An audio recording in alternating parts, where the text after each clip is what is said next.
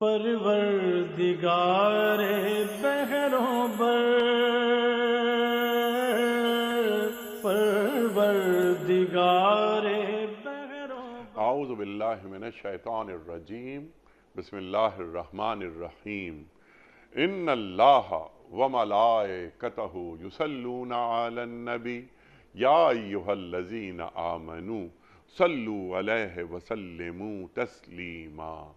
اللہم صل علی سیدنا و نبینا و شفیعنا و مولانا محمد وعلی آل محمد وبارک وسلم۔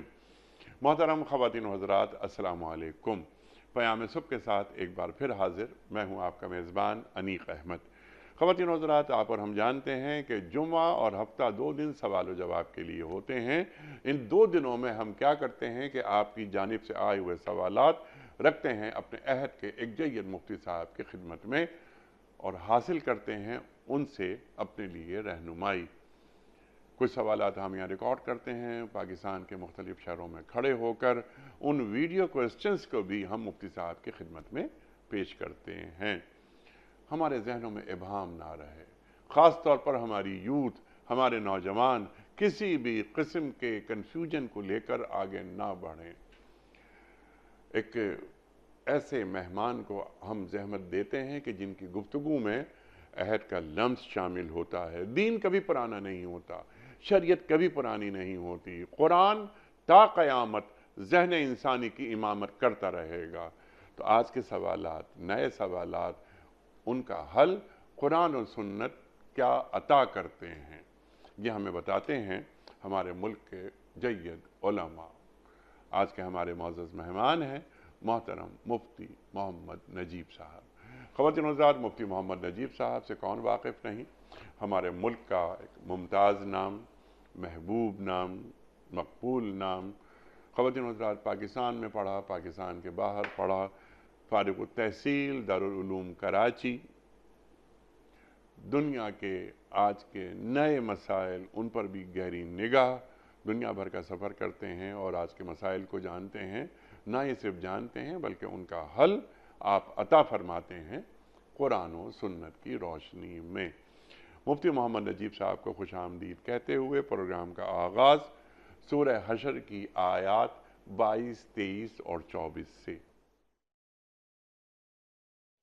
اعوذ باللہ من الشیطان الرجیم، بسم اللہ الرحمن الرحیم۔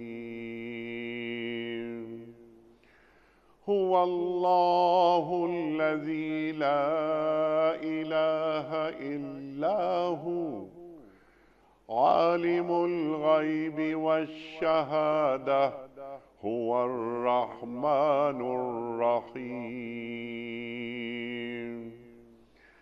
هو اللہ الذی لا الہ الا هو الملك القدوس السلام المؤمن المهيمن العزيز الجبار المتكبر سبحان الله عما يشركون۔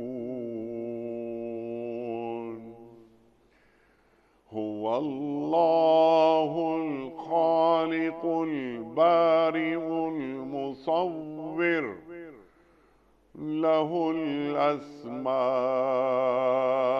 الحسنى يسبح له ما في السماوات والأرض وهو العزيز الحكيم۔ صدق اللہ العظیم۔ وہ اللہ ہی ہے جس کے سوا کوئی معبود نہیں، غائب اور حاضر ہر چیز کا جاننے والا، وہی رحمان ہے اور رحیم ہے۔ وہ اللہ ہی ہے جس کے سوا کوئی معبود نہیں، وہ بادشاہ ہے نہایت مقدس، سراسر سلامتی، امن دینے والا، نگہبان، سب پر غالب، اپنا حکم بزور نافذ کرنے والا اور بڑا ہی ہو کر رہنے والا۔ پاک ہے اللہ اس شرک سے جو لوگ کر رہے ہیں، وہ اللہ ہی ہے جو تخلیق کا منصوبہ بنانے والا اور اس کو نافذ کرنے والا اور اس کے مطابق صورت گری کرنے والا ہے۔ اس کے بہترین نام ہیں۔ ہر چیز جو آسمانوں اور زمین میں ہے اس کی تسبیح کر رہی ہے اور وہ زبردست اور حکیم ہے۔ مفتی محمد نجیب صاحب کی خدمت میں پہلا سوال آج کے پروگرام کے حوالے سے۔ مفتی صاحب، یہ سوال ہے رفعت اللہ خان صاحب کا، لاہور سے۔ سوال ان کا یہ ہے کہ مفتی صاحب، ہمارے ملک میں حرمت سود کے حوالے سے بہت سارے کام ہو رہے ہیں، حکومت کی سطح پر بھی، اور سیمینارز وغیرہ بھی ہو رہے ہیں، اور ایک غلغلہ ہے، یہ ہم بھی دیکھتے ہیں۔ ان کا سوال ایک بہت اچھا سوال، ایک نیا اینگل انہوں نے دیا ہے۔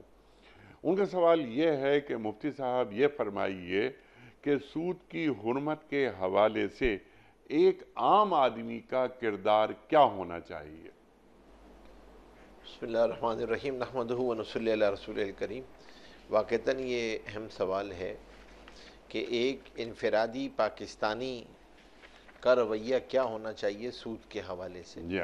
تو سب سے پہلی چیز تو یہ ہے کہ اپنی انفرادی زندگی کا جائزہ لے، اور انفرادی زندگی میں وہ کوشش یہ کرے کہ کہیں پر بھی کوئی سود کا عنصر نہ آئے، اس کی کمائی کے اندر، اس کی تنخواہ کے اندر، اور جو پیسے وہ بینک میں رکھواتا ہے تو بینک میں جو ہے وہ کوئی سودی اکاؤنٹ نہ ہو، اور اسی طریقے سے جو ہے وہ اگر اس کو کوئی پیسے مل رہے ہیں تو وہ سود کے مد میں نہ ہو۔ تو اس حوالے سے، اور پھر دوسری بات یہ ہے کہ جہاں پر وہ موجود ہے، جس ادارے میں موجود ہے، اس ادارے میں بھی اس بات کو چلائے کہ بھئی اگر اس کا اکاؤنٹ ہے تو ہمارا اکاؤنٹ جو ہے وہ اسلامک بینکنگ میں ہونا چاہیے، اور ہم اسلامک بینکنگ کے حوالے سے گفتگو کریں۔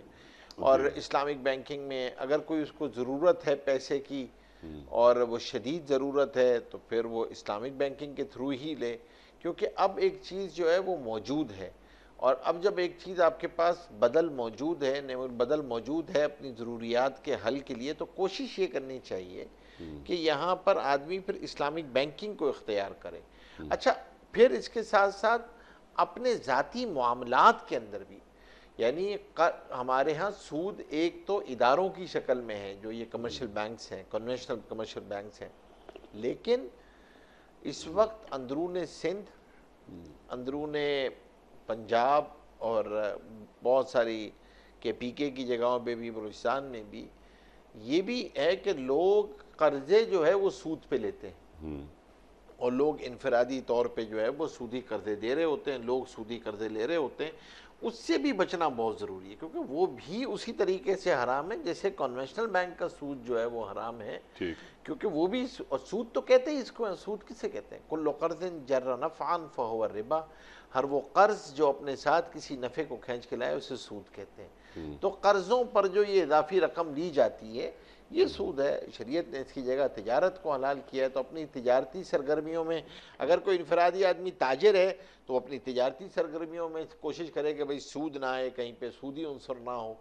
اور پھر اگر آدمی جو ہے وہ کسی ادارے کے اندر ہے تو اس ادارے میں بھی اس بات کی کوشش کرے، خود مالک ہے تو وہ خود یہ کوشش کرے کہ میں اسلامک بینکنگ کے اندر رہوں، اگر وہ خود کوئی کارخانے دار ہے تو وہ کوشش کرے کہ بھائی میری فیسلٹی ساری کی ساری جو ہے وہ اسلامک بینکنگ کے اندر ہوں، کنونشنل بینکنگ کے اندر نہ ہوں۔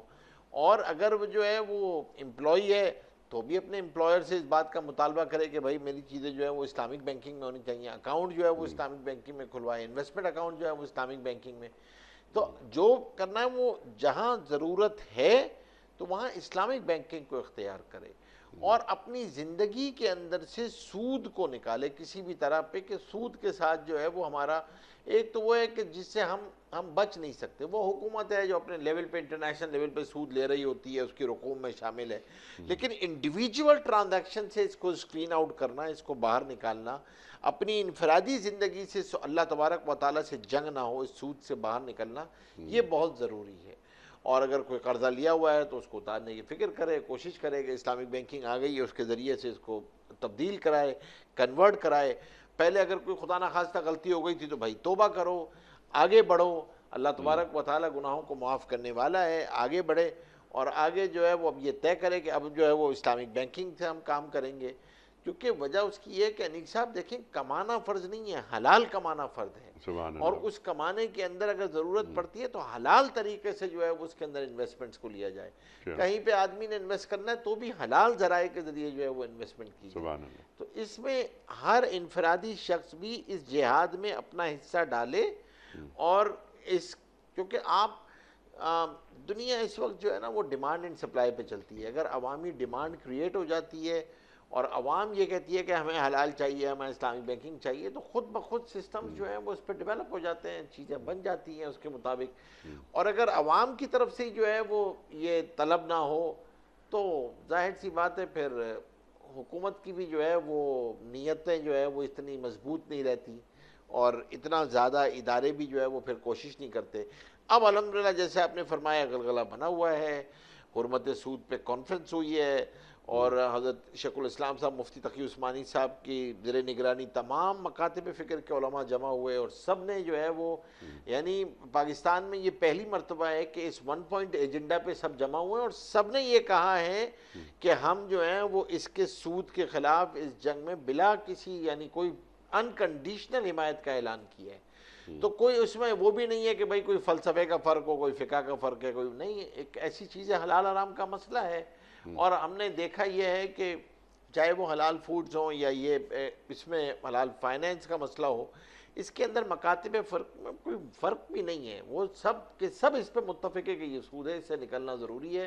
حکومت کی بھی شرعی ذمہ داری ہے, حکومت کی ریاستی ذمہ داری بھی ہے, حکومت کی آئینی ذمہ داری بھی ہے کہ اس کو جو ہے وہ اس کے لیے باقاعدہ روڈ میپ طے کرے, لائن آف ایکشن طے کرے, مائل سٹونز طے کرے کہ بھئی ہم اسٹریٹجی طے ہونی چاہیے نا. آپ نکلیں گے کہتے ہیں کنورجن آسان نہیں ہے, انڈیویجول ہو یا کسی انسٹیٹیوشنل ہو یا ریاست کا ہو, وہ مشکل کام ہے لیکن چیلنجنگ ہے. لیکن مفتی صاحب دیکھیں آپ کی بات کو یہ کہ آپ نے جو بات فرمائی کہ یہ ایک اپنے گولز طے کریں, اپنا لائن آف ایکشن کیا ہو, اسٹریٹجی کیا ہو, آپ نے بھی سب فرما دیا. گورنمنٹ یہ کہہ رہی ہے کہ 5 سال میں ہم سود سے پاک کر لیں گے, انٹرسٹ فری ہو جائے گا سب کچھ ہمارا, اور خاص طور پہ ہمارا بینکنگ سسٹم. کیا ہی اچھا ہو کہ گورنمنٹ تمام بینک سے اور تمام وہ جو مالیاتی ادارے ہیں ان سے ہر سال 20% سود ختم کرنا شروع کر دے. نظر آئے زمین پر کہ ہاں 20% سود ختم ہو گیا, اگلے سال 40% ختم ہو گیا, تیسرے سال 60% ختم ہو گیا. کیونکہ شکوک و شبہات ذہنوں میں جنم لیتے رہتے ہیں.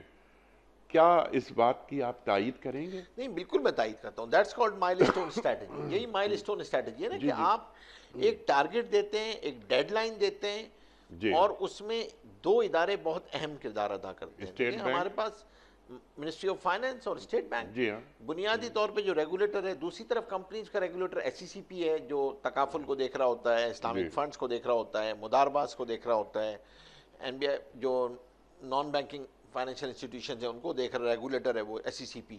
یہ 3-4 ادارے.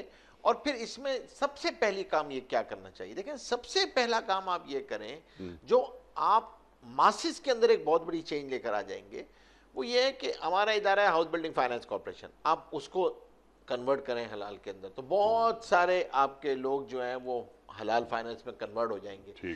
آپ کا ادارہ ہے بہت بڑا, آپ اس کو جو ہے وہ کنورٹ کریں تکافل کے اندر. تیسری سب سے بڑی چیز ہے جو آپ کے سیونگ سرٹیفکیٹس ہیں جس پہ حکومت لوگوں سے قرض لیتی ہے, جو آپ کے سیونگ بانڈ ہیں جہاں حکومت جو ہے وہ عوام الناس سے قرض طلب کر رہی ہوتی ہے, اس کے اندر کام ہوا بھی ہے.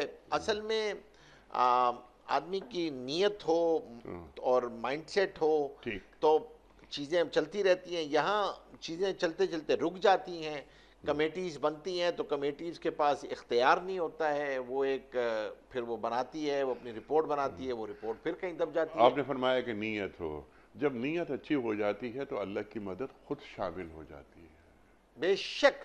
اور اس میں سب سے بڑی چیز نیت کا اظہار اس وقت یہ ہوگا کہ اللہ تبارک و تعالیٰ کے حکم کو قائم کرنے کے لیے شریعہ کورٹ نے ایک فیصلہ دیا اور لوگ اس میں اسٹے میں چلے گئے.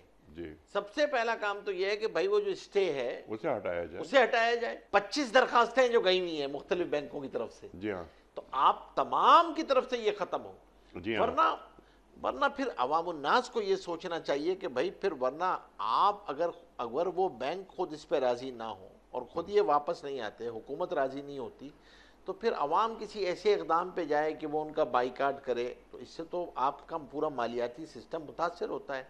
اسی لیے حکومت کو چاہیے کہ اس وقت جیسے حضرت شیخ الاسلام صاحب مفتی تقی عثمانی صاحب نے اپنے علماء کے حوالے سے یہ کردار ادا کیا کہ بھئی ہم آپ کے ساتھ ہیں، اور ان سب نے یہ کہا کہ بھئی اگر آپ کو ہماری ضرورت ہے we are here, this is one of the major stakeholder of strategy, other stakeholders کو بھی آپ آن بورڈ کریں۔ اور پھر سب سے اچھی بات یہ ہوئی کہ فیڈریشن ہاؤس میں ہوا، تو تجار نے یہ کہا کہ ہم تیار ہیں آپ کے ساتھ، ٹھیک، تو تاجر بھی تیار ہے، علماء بھی تیار ہیں، ریاست کہہ رہی ہے کہ بھئی ہم بھی تیار ہیں، تو پھر آپ اسٹیٹ بینک، فائنانس منسٹری، باقی بینکوں کے صدور کو لائیں، اور جیسے آپ نے بڑی اچھی تجویز دی کہ بھائی 20 کر کے آپ مائل سٹون طے کریں ٹھیک، اور اس کے ٹارگٹس طے کریں، اس کی اسٹریٹجی طے کریں، اس کی امپلیمنٹیشن فیز طے کریں، ہاں، اور جو قوانین میں تبدیلی کرنی ہے آپ نے، قوانین میں تبدیلی، دیکھیں ایک بات یاد رکھیں، پہلے آپ اپنی چیزوں کو اندرون ملک چیزیں طے کر لیں، پھر اس کے بعد انٹرنیشنل ڈیلنگز میں بھی چلے جائیے گا کہ آپ باقی آئی ایم ایف سے کیسے معاملہ کریں گے، باقیوں سے کیسے معاملہ کریں گے، بوروئنگ کنٹری ہے نا، آپ نے بورو کرنا ہے، اس بورو کرنے کے بھی حلال طریقے موجود ہیں جس پر وہ لوگ بھی آئی ایم ایف کے پاس بھی اسلامک ونگ موجود ہے، ورلڈ بینک کے پاس بھی اسلامک ونگ موجود ہے، آئی ڈی بی دیتا ہی آپ کو اسلامی اس سے ہے، تو پھر آپ کو پرابلم نہیں ہوگی۔ صرف اور صرف یہ طے کرنے کی بات ہے، یہ ریاست طے کر لے، ہم وزیر اعظم صاحب سے کہیں گے، یہ انہوں نے ماشاءاللہ ان حضرات کا دینی ذہن ہے، وزیر خزانہ ہیں، ان حضرات نے سب نے کہا ہے، تو اس صدقہ جاریہ میں ان کا حصہ پڑ جائے، اپنا ریاست کا جو ہے وہ قبلہ درست ہو جائے، اور یہ چیز طے کر لیں، اللہ سے جنگ ختم ہو جائے، تو بے برکتی، پریشانی، فساد، جب چیزیں آ رہی ہیں یہ سب کی سب ختم ہو جائیں گی۔ کم از کم جو کر سکتے ہیں وہ تو کریں، اور اسی لیے سب سے اہم بات یہ ہے کہ آپ کے پروگرام کے توسط سے کہ ایک ایسی کمیٹی بنانی چاہیے، بلکہ اس کی سب کمیٹیاں بھی بنانی چاہیے مختلف شہروں میں، کہ جس کے پاس امپلیمنٹیشن کی طاقت ہو، جی ہاں، وہ اس کو امپلیمنٹ بھی کرا سکے، صرف اور صرف سجیشنز نہ ہوں۔ وہ تو پھر کئی کمیٹیاں بنی ہیں، کوئی تقریباً 7-8 کمیٹیاں اب تک بن چکی ہیں، ہر دفعہ ایک کام ہوتا ہے رک جاتا ہے، نئی گورنمنٹ آتی ہے، پھر وہ چیز بدل جاتی ہیں، اور پالیسیز جو ہے وہ کنٹری اورینٹڈ، سسٹم اورینٹڈ ہونی چاہیے، پرسنل اورینٹڈ نہیں ہونی چاہیے، تاکہ اگر کوئی چلا بھی جائے بھائی وہ ایک کاز ہے جس پہ آپ نے چلنا ہے، پالیسی ہے ڈیسائیڈ ہو چکی ہے، اس پالیسی پہ ہم چلنا شروع کریں۔ تو یہ بہت ضروری کام ہے اس وقت، اور بہت اہم کام ہے، اور کنورجن کا اسٹیپ 1 ہمیشہ یہ ہوتا ہے، کہیں بھی آپ جائیں گے، step 1 of the conversion is to create urgency, وہ غلغلہ کریٹ کرنا، وہ ارجنسی کریٹ کرنا اسٹیک ہولڈرز کے درمیان ضروری ہے۔ اس میں میڈیا کو بھی اپنا کردار ادا کرنا چاہیے۔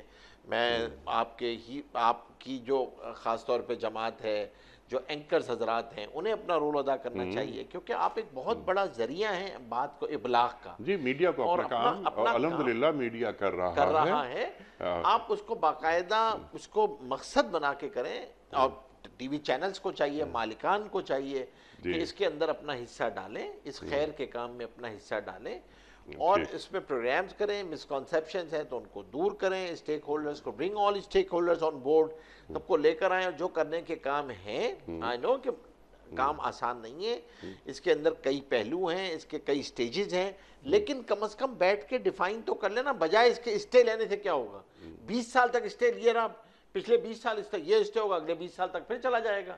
اس سے جو آپ نے ابھی بات فرمائی تھی، پھر اس سے بدگمانیاں پیدا ہوتی ہیں، اس سے پھر آدمی جو ہے نا وہ نیتوں پہ جو ہے وہ شکوک پیدا ہوتے ہیں، ہمیں لگتا ہے کہ بھئی نیتوں میں فتور ہے، تو کوشش یہ کرنی چاہیے کہ ان بدگمانیوں سے بچیں، چیزوں کے اندر کلیئرٹی لے کر آئیں، اور اب جو یہ قدم حضرت نے اٹھایا ہے، اور حضرت کی شخصیت موجود ہے، آپ کے پاس ایک اتنی بڑی نعمت ہے، بڑے بڑے حضرات موجود ہیں، علماء اکرام موجود ہیں الحمدللہ، تمام مکاتب فکر کے، تو آپ اس کو نعمت سمجھیں اور اس میں آگے بڑھیں، ورنہ ہمیشہ آپ کو یہ رہتا ہے کہ بھائی، میں تو کہتا ہوں کہ یہ سود کے خلاف ایک پیغام پاکستان کی طرح کی ایک چیز بن گئی ہے، آپ کے سامنے آ گئی ہے، تو لیٹس آپ آگے چلیں، اس کو آپ اس کو لے کے چلیں، کیونکہ میجر اسٹیک ہولڈر ہے نا آپ کا، علماء ہے میجر، حلال حرام کا فیصلہ کون کرے گا؟ علماء کریں گے نا، انہوں نے تو آپ کو بتا دیا ہے، تو اب آپ اس کو رول آگے چلیں، اسٹیبلشمنٹ کو بھی چاہیے جو اپنا حصہ ڈال سکتا ہے وہ اپنا حصہ ڈالے اس کے۔ ٹھیک ہے، تاکہ یہ سود کی لعنت سے یہ ملک پاک ہو، پاک ہو جائے، اللہ کے خلاف جنگ سے نکلے. آپ اللہ اللہ سے جنگ کر کے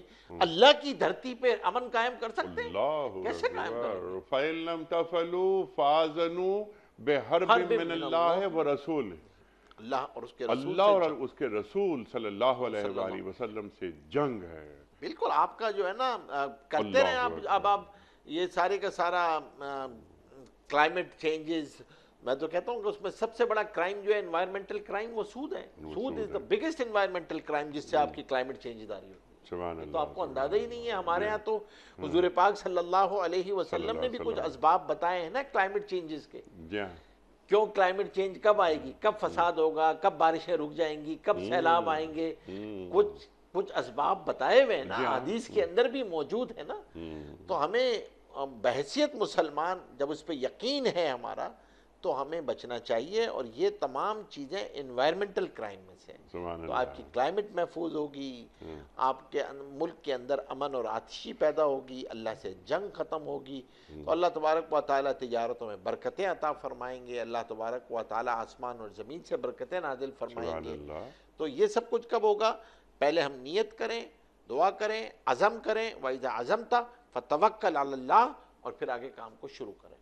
سبحان اللہ، سبحان اللہ. اور جو کام شروع ہو گیا ہے اس کو درمیان میں نہ روکیں. نہ روکیں. اور کسی کی کوئی ہر جماعت برنگ آل اسٹیک ہولڈرز آن بورڈ کہ بھائی کسی کی بھی حکومت آئے اس کام کو نہیں روکا جی جائے. جی بالکل. اور اگر کوئی بیرونی دباؤ آ رہا ہے تو اس دباؤ کو بھی ٹھوکر مار دیں. آپ بالکل سامنے کھڑے ہیں ان کے کہ بھائی یہ ہماری ریاست کا ہمارا مسئلہ ہے، عوام کا ہمارا مطالبہ ہے، ہماری ریاست کا مطالبہ ہے، ہمارے آئین کا مطالبہ ہے، ہمارا قبلہ ہے.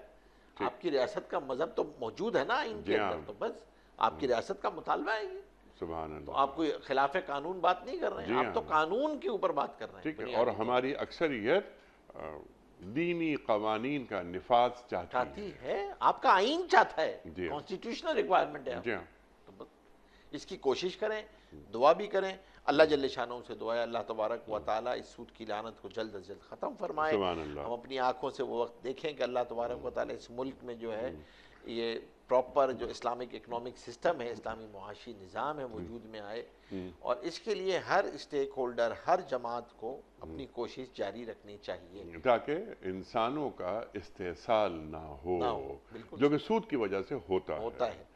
رضیہ صاحبہ کا سوال ہے، ہم نے اپنی بچیوں کے لیے کچھ زیور الگ رکھ دیا ہے، کیا اس پر بھی زکوٰۃ دی جائے گی؟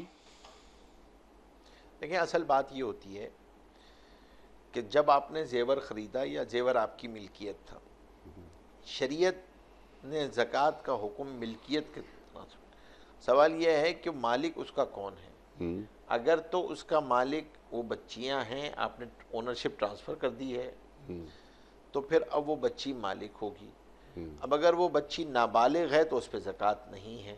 ٹھیک. اور وہ بچی بالغ ہے تو اس پہ زکوٰۃ ہے. وہ چاہے زیور بیچ کے دے یا آپ اس کی طرف سے ادا کریں. تو زیور کا موجود ہونا زکوٰۃ کا مطالبہ کرتا ہے مالک سے. ٹھیک. مالک کون ہے یہ دیکھا جائے گا. نابالغ اگر مالک ہوگا تو زکوٰۃ نہیں ہے، بالغ اگر مالک ہے تو اس پہ زکوٰۃ ہے. لیکن نابالغ اگر مالک ہے تو یہ یاد رکھیے گا کہ نابالغ کی چیز آپ استعمال بھی نہیں کر سکتے. پھر ٹھیک. ایسا نہیں ہے کہ وہ زیور شادی بیاہ میں تو پہنا جا رہا ہو اور جب زکوٰۃ دینے کا وقت آئے تو کہتے ہیں بھائی یہ تو بچیوں کی کا زیور ہے تو اس پہ تو زکوٰۃ نہیں ہوگی. ایسا نہیں ہوگا کیونکہ آپ نابالغ کی چیز کو استعمال نہیں کر سکتے. بالکل الگ آپ نے اٹھا کے لاکر میں رکھ دی ہے تو بس پھر ٹھیک ہے، پھر تو اس کے نام ہے، وہ آپ نے کر دی ہے، اس کے نام مالک بنا دیا ہے آپ نے اس کو، آپ اس کو استعمال بھی نہیں کرتے ہیں تو بس پھر ٹھیک ہے. یعنی وہ آپ کی میراث سے بھی نکل گیا ہے، آپ کی ملکیت سے بھی نکل گیا ہے، اور آپ نے جو ملکیت کے حقوق تھے اس کو بیچنے کے، استعمال کرنے کے، ان تمام سے وہ نکل چکے. بالکل ٹھیک ہے. بالکل. اب اس کی آنرشپ بچیوں کے پاس ہے، اس زیور کو بیچ بھی نہیں سکتے آپ. نہیں، اب نکل گیا آپ کے پاس، آپ کی آنرشپ سے وہ نکل چکا ہے. ٹھیک. تو اگر بچی بالغ ہے تو زکوٰۃ ہے، بچی بالغ نہیں ہے تو زکوٰۃ نہیں ہے. بالکل ٹھیک ہے. دلدار صاحب کا سوال ہے کہ میرا ایک پلاٹ ہے، کافی عرصے سے ہے میرے پاس، نہ تو میرا اس پر گھر بنانے کا ارادہ ہے فی الحال اور نہ بیچنے کا، کیا مجھے اس کی زکوٰۃ بھی ادا کرنی ہوگی؟ میں نے اس پر کبھی زکوٰۃ ادا ہی نہیں کی، اور مجھے کب سے ادا کرنی ہوگی؟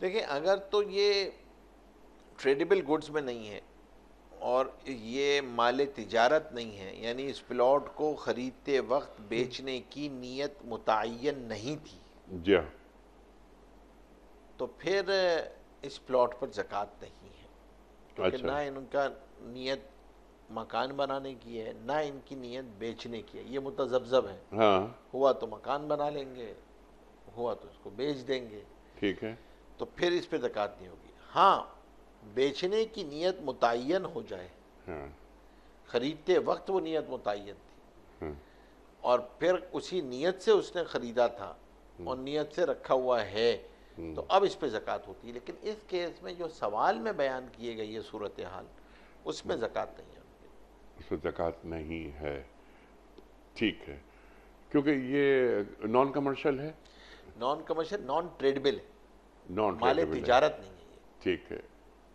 مال تجارت اس وقت بنتا ہے جب کسی چیز کو بیچنے کی نیت سے خریدا جائے، صحیح، اس کو بیچنے کی نیت سے نہیں خریدا گیا ہے۔ ٹھیک ہے، بالکل کلیئر ہو گئی بات۔ انہی کا سوال ہے دوسرا دلدار صاحب کا کہ کیا ہم عید الاضحیٰ پر اپنے مرحومین کی جانب سے قربانی کر سکتے ہیں؟ مرحومین کی جانب سے قربانی کی جا سکتی ہے، اچھا، جی قربانی کی جا سکتی ہے۔ کی جا سکتی ہے، اچھا۔ اب وہ اگلا سوال، یہ بڑا ایک عجیب سا سوال ہے عبد الودود خان صاحب کا۔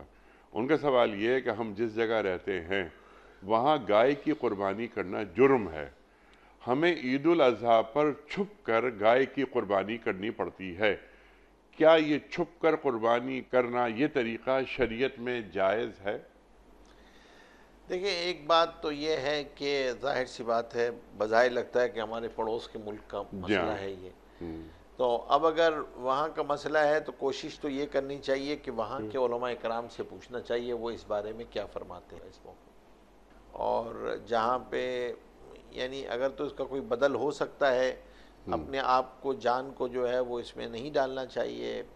اگر بھینس کی قربانی ہو سکتی ہے تو بھینس کی قربانی کر لے، کوئی ایسی چیز کر لے، اچھا، اور اگر جو ہے وہ یہ سمجھتا ہے کہ نہیں وہاں کے علماء یہ کہتے ہیں کہ نہیں گائے ہی کی قربانی ہونی چاہیے اور آپ کا یہ اس جرم کا جو ہے وہ اس کا لحاظ نہیں رکھنا چاہیے، بلکہ کیونکہ یہ شرعی احکامات کے خلاف جو ہے یہ قانون ہے، تو آپ کے آئلی قوانین کے اندر جو ہے وہ حکومت نے جو ہے وہ یہ کیا ہے جو حکومت کے لیے جائز نہیں ہے، تو پھر ٹھیک ہے آپ اگر کر سکتے ہیں تو وہاں پہ کر لیں، لیکن ایسے سوالات میں بہتر یہی ہوتا ہے کہ جو مقامی علماء ہیں ان سے رائے لی جائے، ٹھیک ہم ہے، اس احوال کو اس طریقے سے سمجھنے سے مناسب ہمارے لیے شاید جواب کوئی دو ٹوک جواب دینا شاید ہمارے لیے ممکن نہیں ہوگا اس موقع۔ بالکل ٹھیک ہے، مقامی علماء سے رابطہ کریں، جو وہ بتائیں اس پر عمل کر لیں۔ اچھا، بابو سراج، سوال ان کا یہ ہے کہ ہمارے علاقے میں بہت ساری مساجد ہیں اور علاقے کے لوگوں کے لحاظ سے کافی ہیں، اب علاقے کے لوگ ایک اور مسجد بنا رہے ہیں، کیا دین اس کی اجازت دیتا ہے؟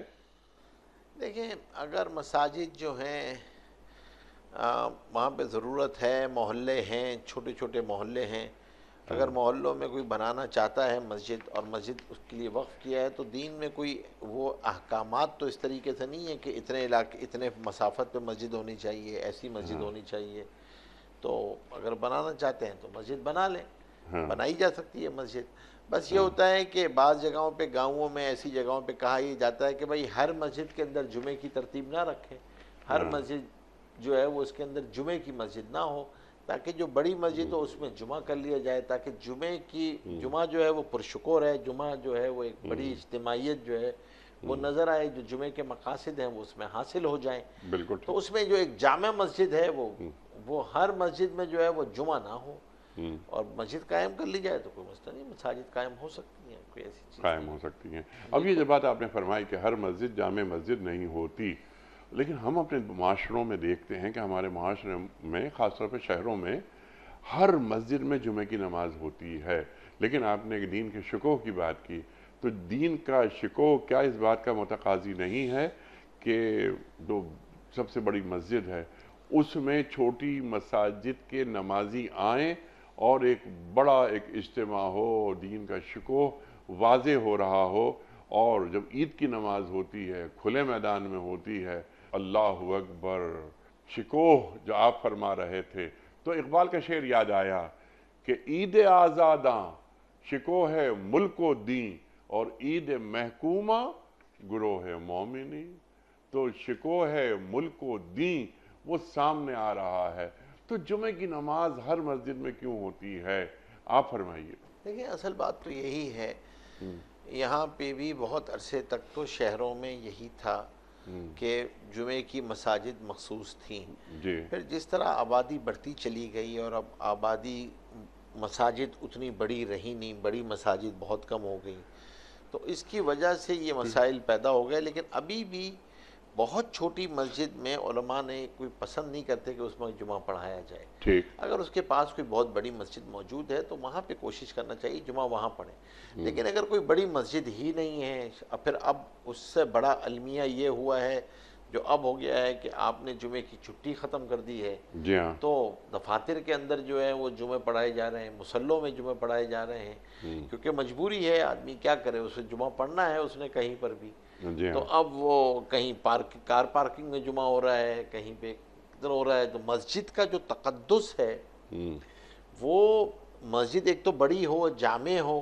وہ مساجد اتنی بڑی اور جامع مساجد آبادی کے بڑھنے سے وہ رہی نہیں، وہ مساجد نہیں ہے، تو اس کی وجہ سے یہ مسائل پیدا ہوئے ہیں. لیکن اب بھی کوشش یہ کرنی چاہیے کہ جہاں چھوٹی مسجدیں ہیں وہ، اور پاس کوئی بڑی جامع مسجد ہے، کوئی بہت بڑا مدرسہ ہے، بڑی جامع مسجد ہے، تو آس پاس والے مساجد میں جمعہ نہیں ہونا چاہیے، پھر جمعہ اسی میں پڑھنا چاہیے تاکہ جمعے کی اہمیت بھی رہے اور جو جامعیت ہے جو جمعے کے مقاصد میں سے ہے وہ بھی پیش نظر رہے.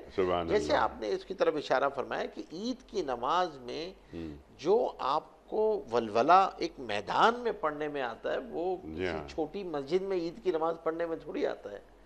تو کوشش کرنی چاہیے اس بات کی کہ جو مقاصد ہیں، حکمتیں ہیں، وہ بھی اگر پوری ہو جائیں، اس کے ساتھ جو ایک اجتماعیت مقصد ہے اور وہ ایک پرشکو ہونا مقصد ہے، وہ اگر حاصل ہو رہا ہے تو کوشش کرنی چاہیے. خاص طور پہ عید کی نماز میں بھی یہی ہے، ہر جگہ پہ عید کی نماز نہیں ہونی چاہیے، بڑی جگہوں پہ عید کی نماز بڑی جگہ پہ ہونی چاہیے. اور اس میں سب لوگوں کو اس طرف جانا چاہیے. اس کا ہمیں خاص طور پہ خیال کرنا چاہیے. پہلے اس کی بہت اہمیت ہوتی تھی، اب یہ آبادیوں کے بڑھنے کی وجہ سے ایک بے ہنگام سلسلہ ہے، تو بس وہ اس میں اس کا بھی اہتمام نہیں ہو پاتا ہے اس چیز کا. سبحان اللہ، سبحان اللہ. کلیئر ہو گئی ایک بات.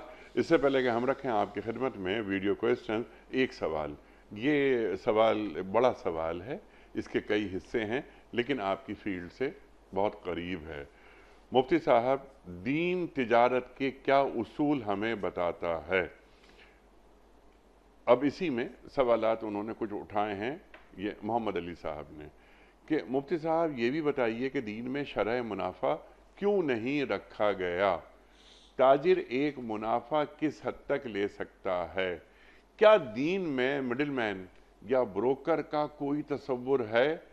کیا دین میں ایک ہی پروڈکٹ کی کئی قسمیں مختلف قیمتوں کے تحت ہو سکتی ہیں؟ تجارت میں دیانت اور صداقت کی کوئی اہمیت ہے؟ یہ تو بہت بڑا پورا پروگرام جو ہے وہ جی سوال کے اندر ہے. لیکن جلدی جلدی کچھ اس پہ بات کر اس پہ بنیادی گفتگو تو یہ ہے کہ اللہ تبارک و تعالی نے تجارت کو حلال قرار دیا ہے اور اس کا طریقہ کار حلال طریقے سے کمائی کو قرار دیا. حلال طریقے سے کمائی میں سب سے اہم بات یہ ہے کہ اس کے اندر دھوکہ، فریب، ڈنڈی نہ مارے، تطفیف نہ ہو. ویل للمطففین، اس کے لیے سخت ملامت ہے. اور پھر سچ بولا جائے. من غش فلیس منا، جس نے دھوکہ دیا وہ ہم میں سے نہیں ہے. حضور پاک صلی اللہ علیہ وسلم نے فرمایا مس کمٹمنٹ نہ ہو، جھوٹ نہ ہو، دھوکہ نہ ہو. اور پھر اپنی پروڈکٹ کی اہمیت بتانے کے لیے قسمیں نہ کھائے. اس سے رزق میں سے جو ہے وہ برکت نکل جاتی ہے، قسمیں نہ کھائی جائیں. پھر اسی طریقے سے معاملے کو صاف طریقے سے بیان کیا جائے، دھوکہ نہ دے، صفائی کے ساتھ چیز کو بیان کر دے قیمت کو واضح کر کے بیان کیا جائے، قیمت کو وضاحت کے ساتھ بیان کیا جائے، جس چیز کو بیچ رہا ہے اس پہ پہلے قبضہ لے، بغیر قبضے کے چیز کو نہ بیچا جائے، اور جس چیز کا وجود ہی نہ ہو اس کو نہ بیچا جائے، جو چیز ایگزسٹ ہی نہ کرتی ہو اس کو نہ بیچا جائے، چیزوں کے اندر اسپیسیفیکیشن، تعیین، واضح وضاحت کے ساتھ جو ہے وہ چیز کو بیچا جائے، چیزوں کے اندر جو ہے وہ انسرٹینٹی نہ ہو، اپنی ٹرانزیکشنز کے اندر غرر نہ ہو، یہ نہ ہو کہ قیمت کا ہی پتہ نہیں ہے، یہی نہیں پتہ ہے کہ کیا چیز بیچی جا رہی ہے، چیز بیچی جا رہی ہے تو اس کی تعداد کا نہیں پتہ ہے، تعداد مبہم ہے یا قیمت مبہم ہے یا چیز کون سی ہے وہ مبہم ہے، ایک پروڈکٹ ہے اس کی کئی ساری قسمیں ہیں، وہ قسم متعین نہیں ہے، یہ سب چیزیں ابہام جو ہیں یہ فساد پیدا کرتی ہیں۔ پھر کوئی ایسی شرطیں نہ لگائی جائیں جس شرط کی وجہ سے فساد پیدا ہو جائے، وہ شرائط ہیں وہ علماء سے پوچھنی چاہیے خاص طور پہ۔ اور آپ انہوں نے فرمایا کہ شرع نفع، شریعت نے شرع نفع کے معاملہ جو ہے نا وہ بائر اور مشتری پہ چھوڑا ہے، بائر اور سیلر پہ چھوڑا ہے، آپس میں باہمی رضامندی سے طے کر لیں۔ اصل بات شریعت نے اصول بیان کیا یہاں پہ سبجیکٹو، کہ اتنا زیادہ نہ ہو کہ تمہیں پتہ ہے کہ بھائی یہ جو ہے وہ حد سے بڑھ جائے گا اور اس کی وجہ سے جو ہے وہ معاشرے میں نقصان پیدا ہوگا، لوگوں کو نقصان ہوگا، تو بس خیر خواہی کے ساتھ جو ہے وہ اس کی کوشش کرو۔ باقی تسعیر جو ہے، جو پرائس کنٹرول ہے، وہ حکومت کو اختیار دیا، حکومت پرائس کنٹرول کر سکتی ہے، حکومت کے پاس تسعیر کا باقاعدہ جو ہے وہ شریعت کی طرف سے اجازت موجود ہے، یہ اس کی قوت نافذہ کے اندر شامل ہے کہ وہ کر سکتی ہے۔ ہمارے یہاں ہوتا ہے، ہر چیز میں تو نہیں ہوتا، ہمارے ویسے تو مارکیٹ کمیٹیز بنی ہوتی ہیں، لیکن سوائے پیٹرول کے اور کسی چیز پہ بھی یہ قوت نافذہ اس طرح عمل نہیں ہوتی۔ پیٹرول ایک واحد چیز ہے کہ جس پہ پھر بھی آپ کو ایک میکانزم نظر آ رہا ہوتا ہے کہ کنٹرول پرائزز جو ہیں وہ چل رہی ہوتی ہیں اس کے اوپر، یا گیس ہے اس کے اوپر کنٹرول پرائز چل رہی ہوتی ہے۔ ادر دین پیٹرولیم مصنوعات آپ کو یہ چیزیں نظر نہیں آتی، اگرچہ مارکیٹ کمیٹیز ویجیٹیبل، فروٹ سب کی بنی ہوئی ہیں، اور وہ اسی لیے بنی ہے کہ بھائی تاکہ آپ ایک حد میں رہتے ہوئے اپنا نفع کمائیں اور آگے جو ہے وہ کسی لوگوں کو نقصان نہ پہنچائیں۔ پھر اس کے ساتھ ساتھ ذخیرہ اندوزی سے منع کیا گیا ہے کہ ذخیرہ اندوزی نہ کرو۔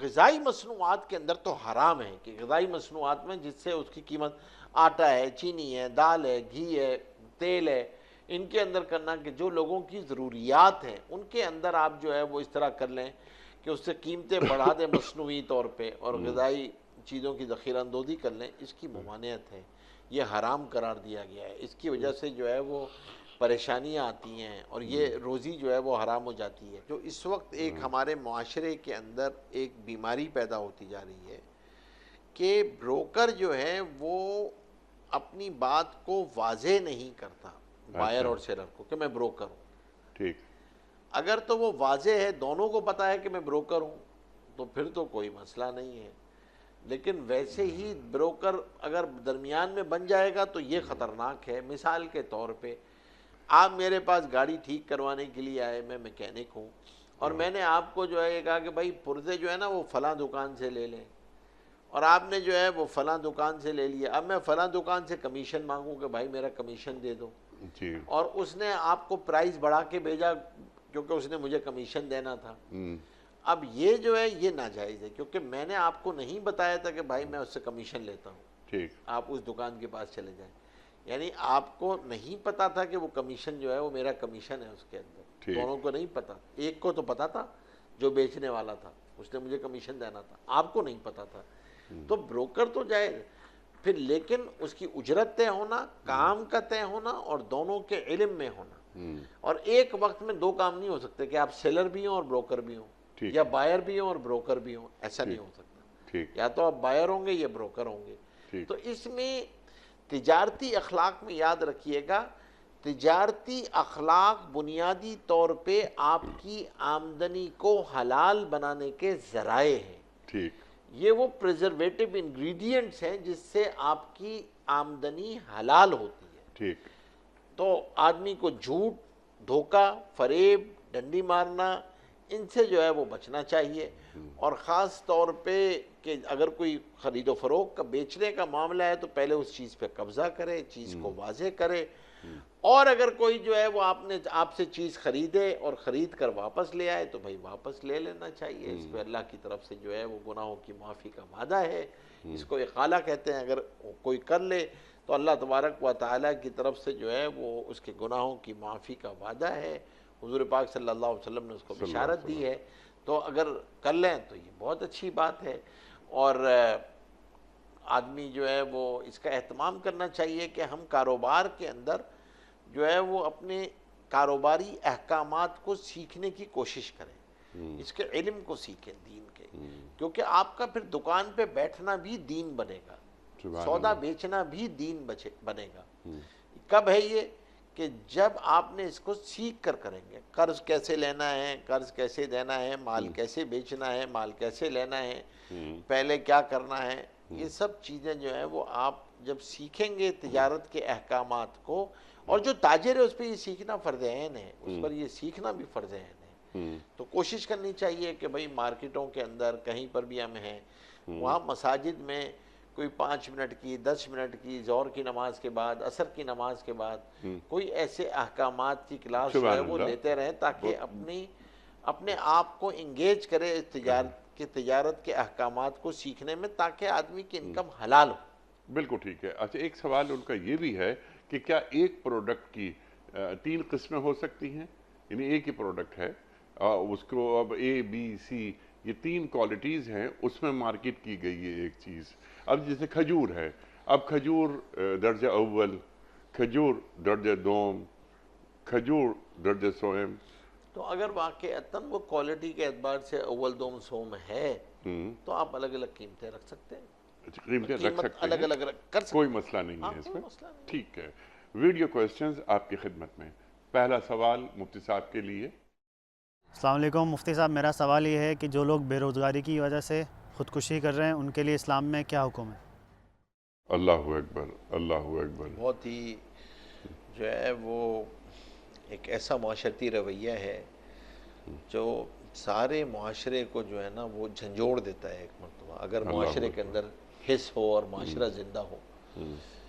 کیونکہ جب کوئی مہنگائی کی وجہ سے کرتا ہے تو سمجھتا ہوں کہ اللہ تبارک و تعالیٰ اس پورے شہر والوں سے پوچھیں گے کہ بھائی تم نے اس کی کیوں نہیں فکر کی۔ سب سے سوال ہے کہ آپ نے کسی کی اس کی فکر ہی نہیں کی، اور وہ پھر لوگوں کا رویہ اس نوعیت پہ پہنچ جانا کہ اب یہاں پر ظاہر سی بات ہے 2-3 چیزیں ہیں کہ ٹھیک ہے وہ ذہنی طور پہ اتنا مفلوج ہو گیا ہے، اور ایمان کے اعتبار سے بھی اتنا ہے کہ اس اللہ کی رزاقیت سے اس کا یقین ہی ہٹ گیا ہے کہ وہ اس فعل پہ چلا گیا کہ جو حرام ہے، خالصتاً حرام ہے، اور جس کے جنازے پڑھنے اور کے بارے میں جو ہے وہ کئی سارے اقوال ہیں کہ اس کا جنازہ پڑھا جائے نہ پڑھا جائے، اللہ تبارک و تعالیٰ سے اس کی لڑائی ہے۔ اللہ نے ایک امانت زندگی کی صورت میں دی ہے جس کو وہ اس طرح ختم کرتا ہے، اور صرف جو ہے وہ اس رزق کی وجہ سے، تو ہمیں یہ معاشرتی رویہ ہے اس کے خلاف آواز اٹھانا بہت ضروری ہے۔ اور ٹھیک ہے، پہلی بات تو عوام الناس کو یہ تعلیم کر دینی چاہیے کہ خودکشی حرام فعل ہے، بالکل حرام فعل ہے۔ نمبر 1۔ نمبر 2 مفتی صاحب آپ اس کے ساتھ یہ بھی فرمائیے کہ ایک شخص خودکشی کے قریب پہنچ رہا ہے تو اس کی روک تھام کے لیے ہمارے معاشرتی رویے کس کس کی ذمہ داریاں ہیں؟ اگر میرے محلے میں کوئی شخص خودکشی کی طرف جا رہا ہے اپنی مفلسی کی وجہ سے، تو میں کتنا ذمہ دار ہوں؟ دیکھیں ذمہ دار تو سب ہیں، اور پھر دوسری بات یہ ہوتی ہے کہ جب وہ ایک غلط رویے کی طرف جا رہا ہوتا ہے اس کو وہیں پہ گھر والوں کو بھی روکنا چاہیے۔ ایک آدمی ہے بلا وجہ اپنے آپ کو قرض میں پھنسائے چلا جا رہا ہے تو اس کو وہاں پہ روکیں، وہ قرض لے کے گھر والوں پہ خرچ کر رہا ہے تو آپ کو نظر آ رہا ہے کہ ایک آدمی اپنے آپ کو قرض میں پھنسا رہا ہے، تو اس کو بھائی اس کو وہیں پہ روکیں اس کو۔ دوسری بات یہ کہ اگر وہ مقروض ہو گیا ہے، محلے والوں کو پتہ ہے، تو بھائی اس کو روکیں، اس کے اوپر جو ہے وہ ایسا پریشر مت کریٹ کریں کہ جس کی وجہ سے وہ اپنے آپ کو یا اپنے گھر والوں کو یا اپنے بچوں کو یا بیوی بچوں کو مارنے پہ مجبور ہو جائے۔ تو اس سے معاشرتی رویے میں اس کے اسٹیک ہولڈرز کئی سارے ہیں، امیجیٹ گھر والے بھی ہیں، وہ اس کے دوست احباب بھی ہیں جن کو اس کیفیت کا اندازہ ہوتا ہے، محلے والے بھی ہیں، اور اس علاقے والے بھی ہیں، ریاست تو ہے ہی ہے، ظاہر سی بات ہے تو ریاست کو تو خاص طور پہ اس کا خیال کرنا ہی چاہیے. ہمارے پاس کوئی ایسی جگہیں بھی نہیں ہیں، اللہ معاف کرے، کوئی ایسے ادارے بھی نہیں ہیں جہاں عام آدمی اپنی جا کے یہ کونسلنگ کروا سکے کہ بھائی وہ اگر کرنا چاہتا ہے. آپ مجھے بتائیں نا، اتنا بڑا شہر ہے یہ، اس شہر کے اندر اگر کوئی ایسا آدمی اس حالت پہ پہنچ گیا، وہ کہاں جائے گا؟ کس کے پاس جائے گا؟ کوئی جگہ ہے آپ کے پاس؟ کوئی ایسی جگہ ہے؟ کسی کے پاس وقت ہے؟ کسی کے پاس کندھا ہے کہ وہ اپنا کندھا اس کو دے دے کہ جس کندھے پہ سر رکھ کے وہ رو لے، جس کو جا کر جو ہے جس سے وہ بات کر لے؟ تو آپ کے اس طرح ہمیں تو جگہیں ہمارے پاس ہونی چاہیے. جب ہمیں یہ پتہ ہے کہ معاشرتی رویے اور اس قسم کی آدمی جو ہے وہ اعصابی اعتبار سے اتنی اعصابی تناؤ کا شکار ہے اس مہنگائی کی وجہ سے، حالات کی وجہ سے، تو ایسی جگہیں ہمیں کرنی چاہیے، کوشش کرنی چاہیے کہ بھائی ہم اس میں جو ہے وہ کچھ ایسے گھروں میں، مسجدوں میں، کہیں پر بھی ایسا ماحول بنائے جہاں اس سے مکالمے کے ذریعے اس کی آپ کاؤنسلنگ کر سکیں، اس ٹھیک کو ہے. بیلنس کر سکیں، ہیلپ کر سکتے ہیں تو ہیلپ کر سکیں. لیکن کوئی ایسی چیز ضرور ہونی چاہیے. یہ ایک ایسا معاشرتی رویہ ہے جو بہت خطرناک حد تک جو ہے وہ سرایت کر رہا ہے، اور لوگ سمجھ رہے ہیں کہ شاید یہی ایک مسئلے کا حل ہے. یہ مسئلے کا حل نہیں ہے. ہمارے ہاں تو وہ کوئی سرکلز ہی نہیں ہے جس پہ یہ گفتگو ہو. ٹھیک. محلے کی سطح پہ، علاقے کی سطح پہ، ضلع کی سطح پہ یہ گفتگو ہے ہی نہیں. یہ تو اس وقت، اور اب میں اس لیے یہ سوال آیا ہے تو آپ کے پروگرام کی توسط سے کہوں گا کہ اس وقت ریاست کو بھی ضرورت ہے، اور جو معاشرتی تنظیمیں ہیں ان کو بھی چاہیے کہ مل جل کر بیٹھیں، علماء کو آن بورڈ لیں. ممبر سے بھی یہ آواز اٹھنی چاہیے، ممبر سے بھی بات اٹھنی چاہیے، مساجد کھلنی چاہیے، کوئی جگہیں ہوں جہاں پر جا کر جو ہے وہ آدمی اپنے اس ایمان کو تازہ کر سکے. اور یہ جو خناس آ گیا کہ خودکشی مسائل کا حل ہے، اس خناس کو نکال سکے، اس کی کوئی کاؤنسلنگ کر دے، کوئی کوچنگ کر دے، کوئی اس کی لائف کوچنگ کر دے، کوئی اس کو اصول بتا دے، کوئی اس کو اذکار بتا دے، اس کو اطمینان قلب کی کوئی چیز بتا دے. اور اسے یہ بتائے کہ یہ خودکشی یہ حرام فعل ہے، حرام فعل، اور اس حرام کی جو وعید ہے، جو اس کو دنیا اور آخرت کا نقصان ہے، وہ کتنا بڑا نقصان ہوگا، کہ اس کو بتانا چاہیے. ٹھیک ہے، بالکل. اور معاشرتی ذمہ داریاں تمام انسانوں کو جو اطراف میں ہیں انہیں پورا کرنا چاہیے، جس میں حکمران بھی ذمہ دار ہیں. اگلا سوال مفتی صاحب کی خدمت میں. السلام علیکم. مفتی صاحب، قرآن مجید میں سورہ توبہ کے شروع میں بسم اللہ کیوں نہیں پڑھی جاتی؟ جناب دیکھیں، ایک تو یہ کہ حضور پاک صلی اللہ علیہ وسلم سے حدیث میں یہی ثابت ہے کہ اس وقت جب آپ تسلسل کے ساتھ پڑھتے ہوئے چلے آ رہے ہوں تو اس وقت جو ہے وہ بسم اللہ الرحمن الرحیم جو ہے وہ نہیں پڑھی جائے گی. لیکن اگر کوئی آدمی جو ہے وہ اپنی تلاوت کو شروع کر رہا ہے اور شروع ہی اس نے سورہ توبہ سے کی ہے، اور اس سے پہلے وہ مسلسل کوئی نہیں کرتا ہوا آ رہا، یا درمیان میں سورہ توبہ کی آیات کی ہیں، تو پھر اس موقع پہ تو اس کو بسم اللہ پڑھنی ہوگی. اچھا، لیکن کیونکہ قتال کی کچھ آیات ہیں، اور بقول ڈاکٹر اسرار احمد صاحب رحمۃ اللہ علیہ کہ یہ وہ صورت ہے جو ہاتھ میں تلوار لیے ہوئے نازل ہوئی. بے شک احکامات تو یہی، آیات تو ساری اس کی ایسی ہی، یعنی جہاد کے میدان کی جو صورت ہے نا وہ سورہ توبہ ہے، وہ بالکل میدان جہاد میں آئی ہے. اچھا، جو ہم نے آپ حضرات سے سیکھا ہے یا پڑھا ہے کہ بسم اللہ الرحمن الرحیم یعنی رحمان اور رحیم کی جو بات اس لیے نہیں کی جاتی کہ یہاں پر قتال کے احکامات سورہ توبہ میں کثرت کے ساتھ آئے، بالکل کثرت کے ساتھ آئے. مفتی صاحب، میں آپ کا بڑا ممنون، بڑا شکر گزار، آپ تشریف لائے. خواتین و حضرات، یہ جمعہ اور ہفتہ 2 دن سوال و جواب کے لیے ہوتے ہیں. ان 2 دنوں میں ہم پاکستان کے جید علماء مفتی صاحبان کو زحمت دیتے ہیں، وہ تشریف لاتے ہیں اور آپ کے اور ہمارے پوچھے گئے سوالات کے شافی جوابات قرآن و سنت کی روشنی میں عطا فرماتے ہیں. اللہ تعالی ہمارے علماء کو سلامت رکھے. پروگرام کا وقت ختم ہو رہا ہے. آپ اور ہم جانتے ہیں کہ پیام صبح کا اختتام ہوتا ہے روزانہ ایک قول پر، اور وہ قول ہوتا ہے صاحب نہج البلاغہ امیر المومنین حضرت علی مرتضیٰ کرم اللہ وجہہ کا. آپ فرماتے ہیں منافق کا علم صرف اس کی زبان پر اور مومن کا علم اس کے دل میں ہوتا ہے. منافق کا علم صرف اس کی زبان پر اور مومن کا علم اس کے دل میں ہوتا ہے. اللہ اکبر. اپنے میزبان انیق احمد کو کل تک کے لیے اجازت دیجیے. خدا حافظ. پروردگار بحروں بر